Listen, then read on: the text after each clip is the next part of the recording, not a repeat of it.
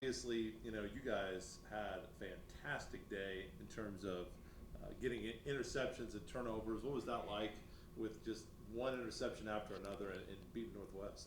I mean, it felt good. I won't really say like it felt too good though, because I feel like that's what we're supposed to do. So it was like that's something that we prepared for, and that's just what happened. Well, obviously, you guys enjoyed that Mm. party atmosphere, but when did you guys start to change the focus and start to realize, you know what, we've got a lot more to accomplish and we need to get refocused for NSU?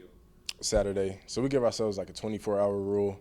So after Saturday, we already flushed the game. Like we were already moved on to Northeastern, so we're ready for it. Well, you guys are a little bit deeper into this week. Mm. What's it like getting back on a normal Saturday schedule? It feels good because we don't have to really like cut our week short or whatever. We can get everything taken care of. So it feels good. We got an extra practice this week.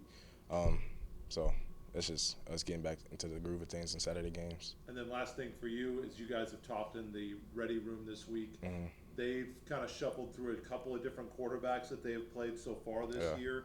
What are the things that you guys have been looking at and getting ready for the Riverhawk offense? Just trying to pick up on some of their tendencies, if they're given tendencies, seeing how their receivers are releasing, see if they can like tip what they're doing. And I think we got a pretty good grasp on it, but we'll all see on Saturday what happens. So going from playing on the Thursday to now it's Saturday, Mm. that's a little bit of a, I guess, more time off during the week or Yeah. a longer week. How does preparation change or if it does at all during that week? I mean, preparation doesn't change. We still work out twice a week. We practice 3 times this week. We got another one on Friday. So preparation is like pretty much the same. I feel like kind of we might have amped it up a little bit more this week just to get ourselves more prepared because we did have those couple of days off, but we're prepared. So. Was there maybe a point last game Mm. when you felt things were going well, or do you just kind of try to stay in the moment and just let the scoreboard take care of itself in the end? I mean, me personally, before the game even started, I felt good about the game. But we don't really like get too hype in the middle of the game for anything. So we just keep our head down until it says 0-0 on the clock, and we liked what we saw at the end of the game. Kind of like what you said to Blake about preparation. Yeah. Like you don't get too low. I guess you stay level-headed. What is that? How does that speak to how you guys prepare to when you go out and you play like you did? That you're not really excited because you kind of expected to do that. I mean, just that. I feel like it shows how prepared we've gotten during the week. You know, because coach says like we're not preparing to beat anybody, we're preparing to beat everybody. So it wasn't like, oh yeah, we got Northwest, like we have to beat them. We were prepared to beat them regardless. And kind of like what Blake said to Northeast, their offense. Yeah. When did you start watching film? What are some things that jump out to that offense? Uh, I don't like. I don't really know, or I don't really want to say right now because we still game planning for it. But Fair enough. yeah, Thank you. yep. Lady? I Hey think Phil, how's it going? Good. How you doing? Good. So, how does getting a beast like Northwest out of the way early in the season, how does that impact kind of the rest of the games? It feels good.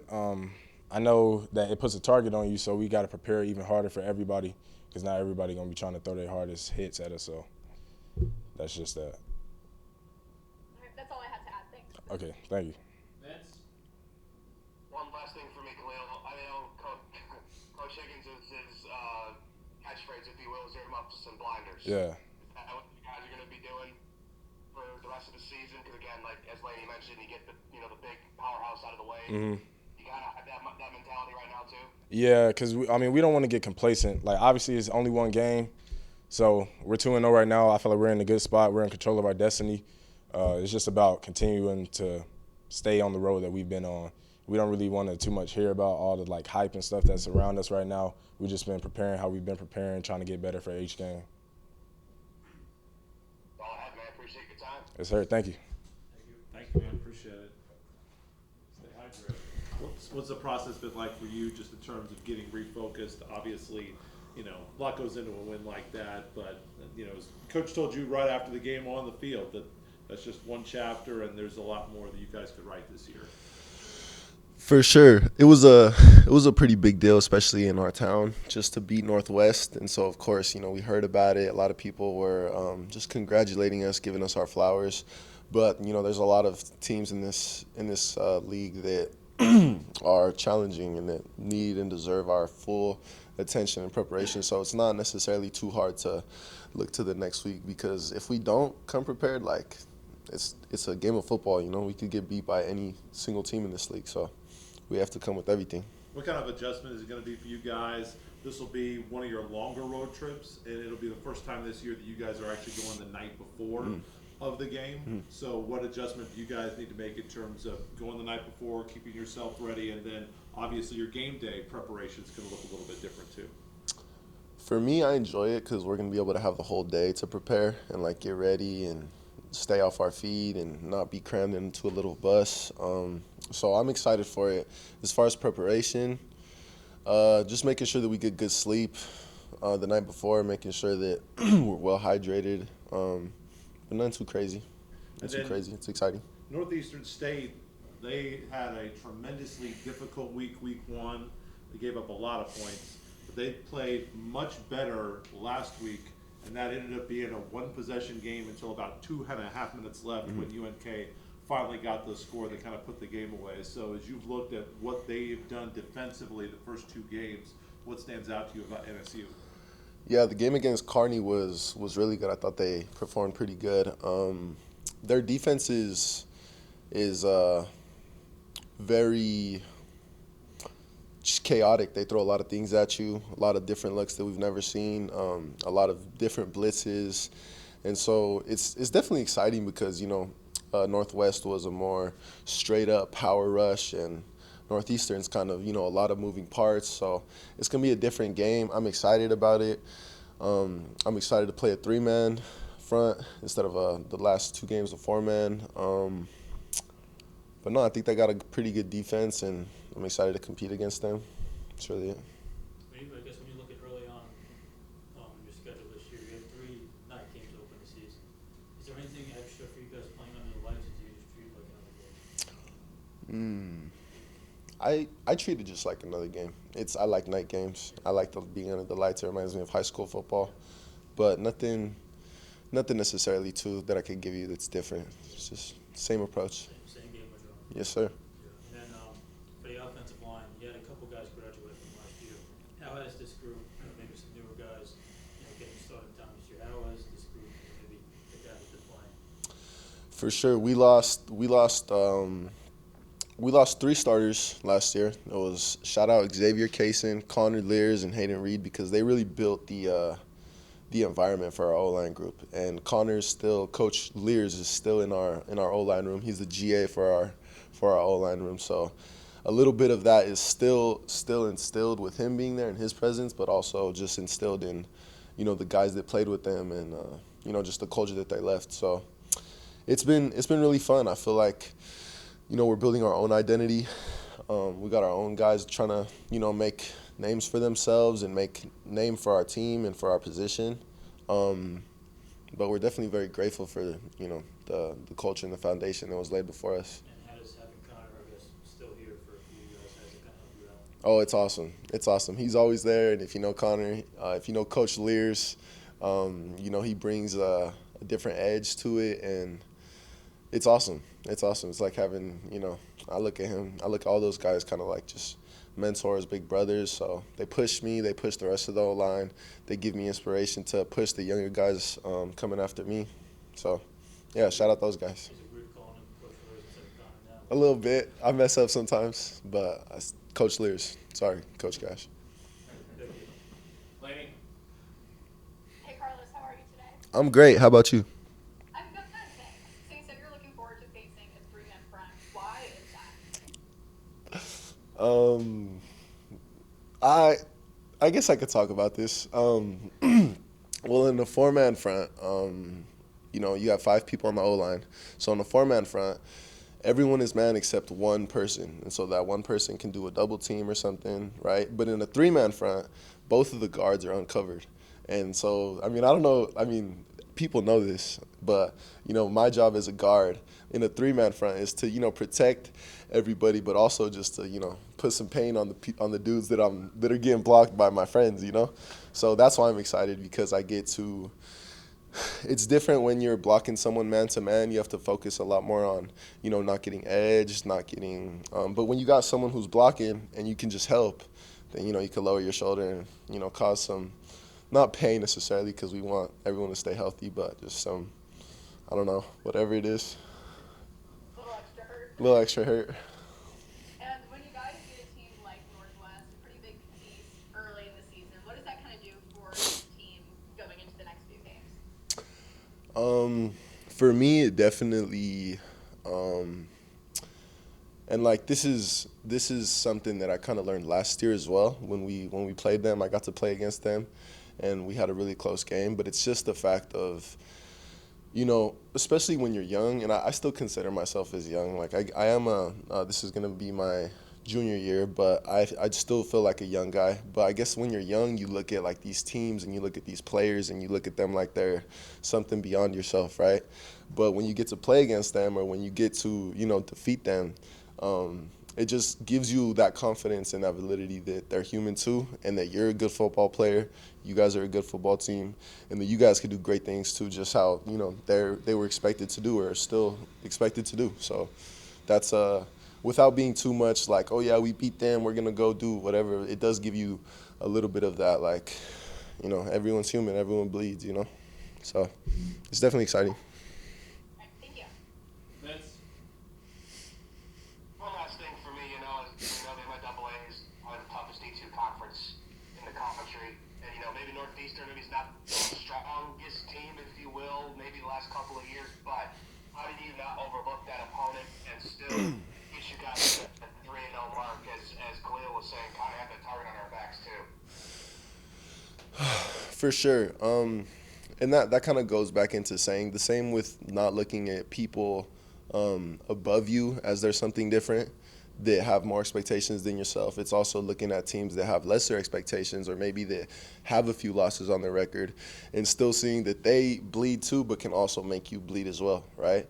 And so we're still trying to protect our quarterback, BG. We're still trying to not let anybody touch him. And so it doesn't really necessarily change too much, just because we still, there's still high stakes, especially for O-line. I know that BG's, I'm assuming, if I was other teams, I would definitely be wanting to get him out of the game. So, we got to protect our guy no matter what.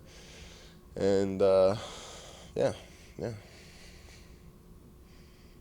all I got, man. Appreciate your time. Thank you. Awesome. Thank you, sir. Appreciate it. All right. Well, you were kind of off camera, and like he said, not that he's trying to, put anybody in the hospital or anything like that, but you hear an offensive lineman trying to, wanting to make a hit on somebody, it makes you smile, doesn't it? Yeah, it definitely makes me feel good. Makes me feel protected. Now they've been doing a great job, all year so far. So they bust their tails every single day, in practice and everything, and they're doing a great job. And well, we just got to keep it going. We've talked a lot. Other guys, I'm sure they'll have questions for you too, in terms of just moving on because of how big of a win that was. How easy was it, or maybe difficult it was this week to flip that page on Northwest Missouri and get set for Northeastern State mentally? I don't think it was really, too tough of a thing to do. I mean, yeah, you got an extra day to celebrate it more than, usually it's a 24-hour rule. We had an extra day this week since we're going to Saturday games. So, you might get to enjoy it one more day, but, it's on to the next one, especially in this league. It's all about going 1-0 each and every week. So that, that's just our mindset. And then last thing for you, Carlos said, as you guys have studied NSU on film, that in terms of bringing pressure, they've really tried to be chaotic and bring defense at you from different angles instead of just a straight-on approach. What's that look like, and how have you prepared for that this week on Saturday? Yeah, they do a lot of different things, try to give you a lot of different looks, bring some pressure on you, but we just got to trust our rules, and, we got rules built in our offense to, to handle things. So, just trust those and, just play our ball. Braden, how does maybe having the veteran group help with that, trying to stay even keel after a big win like we had last week?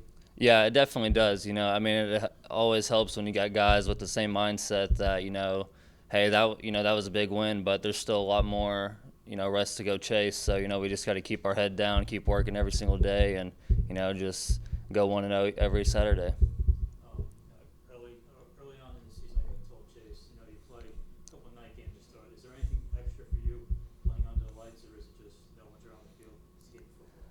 It's really, the game of football once you're out there. I do like night games. I like day games too. It doesn't really matter, but it's always, it's just always good to be out there, no matter when it is. How has, I guess, like you said, with Chase, and their offensive line, taking a couple games to get used to each other. How has it maybe that adjustment gone to this group from the group you had last year?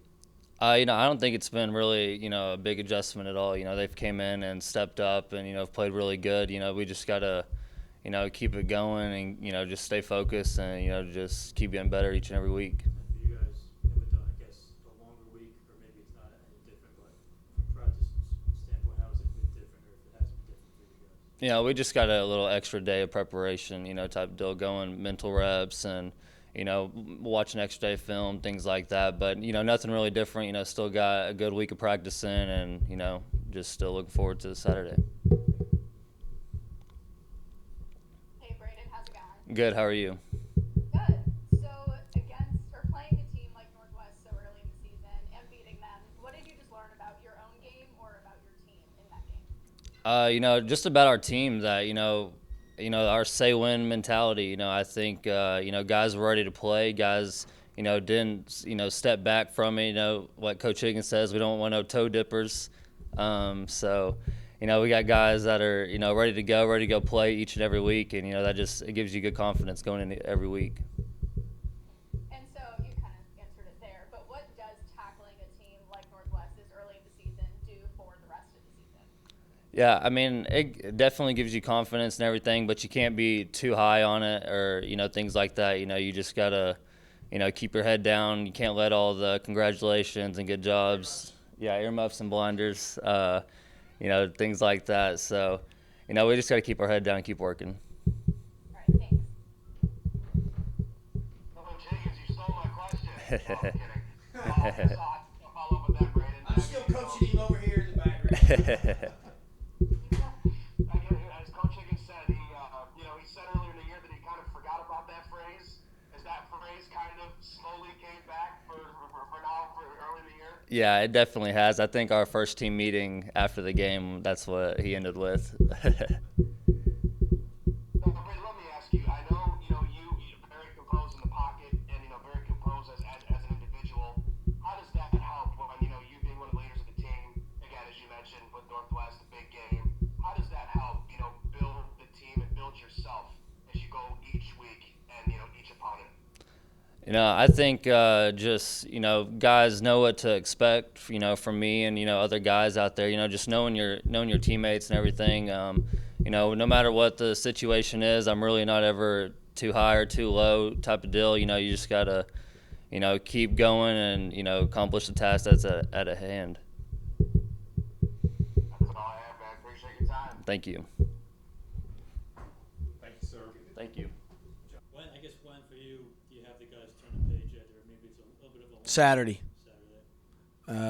Saturday? But yes, Saturday. We enjoyed it after the game, like I said. I let them enjoy it Friday. We got back to work Saturday, had a little team meeting on Friday afternoon, but that was the message. We did what we were supposed to do.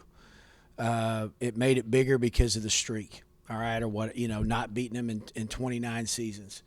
But the thing with our program is, again, we want it to be that is what we are supposed to do. We are supposed to win big games, and we have won a lot of big games here. That's been one that's just we hadn't been able to get it done. We got it done. Now let's move on. That book, that story is closed. We still got a lot of stories to write. This is another chapter coming up this week, and we better be ready to play. Watching, Northeastern on film, what are maybe some things that stand out about them as you prepare for Well, I think that they definitely, and they went on the road and did it against the player of the year, the player of the year last year in the conference, the offensive player of the year in TJ Davis, and it was 24-17 in the fourth quarter. And so that tells me that, and by watching film, they played much better. So that had to give them confidence. I think they do a lot of good things offensively and defensively. They bring a lot of different things at you. So we're going to have to be prepared for that. It's our second road game in a row. And it's another night game. Not like that matters. But, again, we're going to have to shut that book, and it's important. That's been the message all week. That message was given to the staff. We talked about it as a staff, and then moving forward with the players. And so that's kind of been our focus.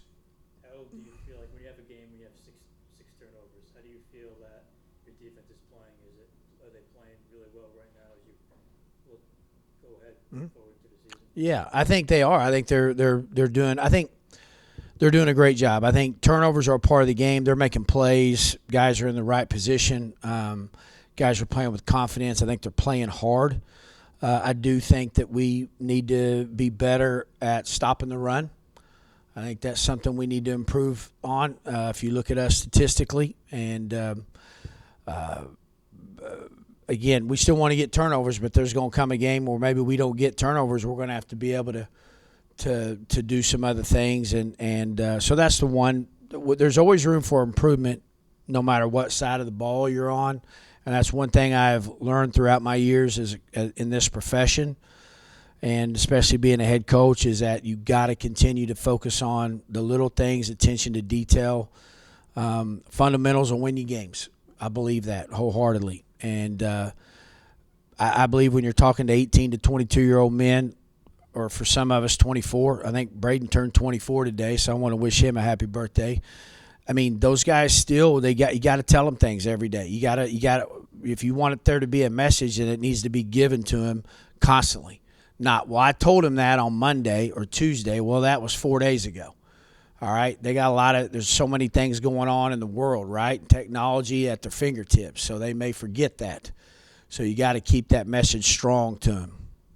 And one more for me, I guess. When you had Billy Ross go for over 100 yards in the last game, how important is it with Braden throwing as much as he did week one to kind of get that running game to kind of bounce right? Yeah, I think that's huge. I think it speaks volumes of Billy. Billy, I know that game meant a lot to him, meant a lot to all the guys. But I also think the other thing is it just gives our guys confidence up front. I think those guys are playing really well. I think there's still a lot of room improvement for those guys too. We're replacing 3 starters. I've said this before up front, 3 all-conference type players. And, we got some young guys. We got a redshirt freshman starting at left tackle, a transfer starting at right tackle, brand new center. Those guys are and for us to rush, have a back rush for over 100 yards against Northwest Missouri, that's not happened in my entire time here.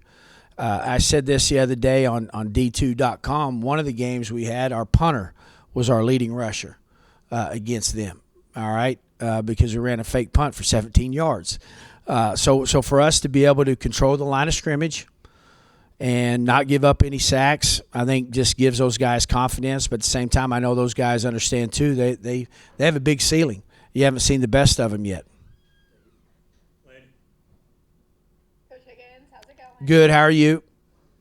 Good. So, how nice is it just to be able to get back to your usual Saturday game day schedule? Awesome. I am a creature of habit. All right. And I am so glad. I was getting so confused the last 2 weeks trying to match days and what it would actually be on a Saturday game day. And, just with the Labor Day, all that, we're practicing in the evening time. So it is going to be, the grind starts. I mean, it's always been a grind. It's been a grind for us the past 2 weeks. It was nice last week to play on a Thursday night and know that we didn't play again till Saturday.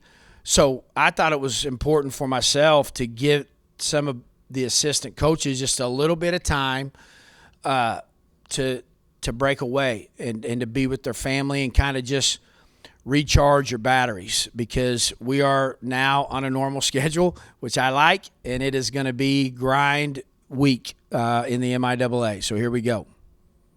And it is obviously still early in the season. What do you want to see your team do or accomplish this weekend? Yeah.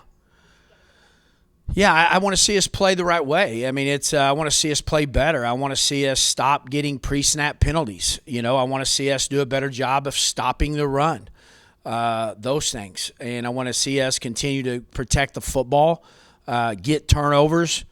I want to play better in special teams. I want our extra point and field goal team to be better. Those are the things I look at right now for us as a team and as a program moving forward.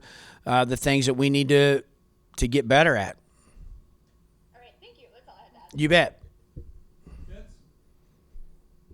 Coach, I have one because it always stuck in my mind when I first met you last year. When you're on the bus, I know it wasn't your locker room. How were the vibes on the bus coming home? Were you blasting some good music? What was going on? You know what? I didn't. That was a weird. I think what I did. The players were talking, and we didn't watch a movie or anything like that. I just kind of let them enjoy it. I should have played some music, but I didn't. What I did is I just started to make sure that I responded to a lot of former players. I was on the bus doing that. People that have meant a great deal to me, supported this football program. Guys I've coached, guys that have been to Maryville and gotten, come away with a bad loss. I mean, getting beat by them in the playoffs on the road. Those guys that played on that team. So that's what I was doing. I was responding to those people and thanking them first off. And I think the older I've gotten in this profession, those are things that really are important to me. Are my players and the relationship that I have with those guys, and not just while they're here playing for me. That's easy. All right. It's the guys that when they leave here and they leave Emporia State, that this program's important to them, and I want it to be. And I think that showed by all the different messages that not only myself got, but other coaches as well. That's why I do what I do. And maybe it took me a while to figure that out when I was younger, but that meant a great deal to me. One last thing, Coach. When you have a win like that, not talking about flushing or anything like that, what does that do for the younger players who haven't maybe played a whole lot quite yet? Maybe even for future recruits to see that the program can do that now against big programs like that. Well, and one thing I'll say too, Vince, I mean that we've done it against big programs. We just hadn't been Northwest, and we feel like we got one of the top programs in the country. How we do things here, our track record here since 2012. To be honest with you, how many winning seasons we've had? Been in the postseason 7 out of the last 10 years. Been in the playoffs.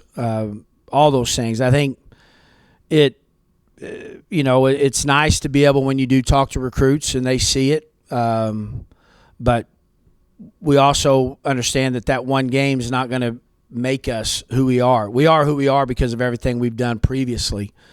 And then, what was the other part of that question? The younger guys that I know you guys have had a lot of winning seasons. Just maybe for the younger guys, I know you guys have beaten a lot of right. No, I'm with you. I got you. Our younger. No, you're good. You're good. You're good. You can tell I'm proud of this football program. I think the younger guys, as far as our red shirts, hopefully they understand what it means to be a Hornet. I think, again, sometimes it takes those guys a little bit. Those guys have been stars and their high schools, and now they're 95% of those guys are redshirt, 98% of those guys are really redshirt, and it's hard on them. And hopefully they understand to listen to our veteran guys. I think our veteran guys have done a good job of giving those guys messages about what it means to play here, and hopefully that helps that message out by winning a big game like that. That's all I have, Coach. Thanks so much, as always. You bet. Thank you, Vince. All right. See you guys.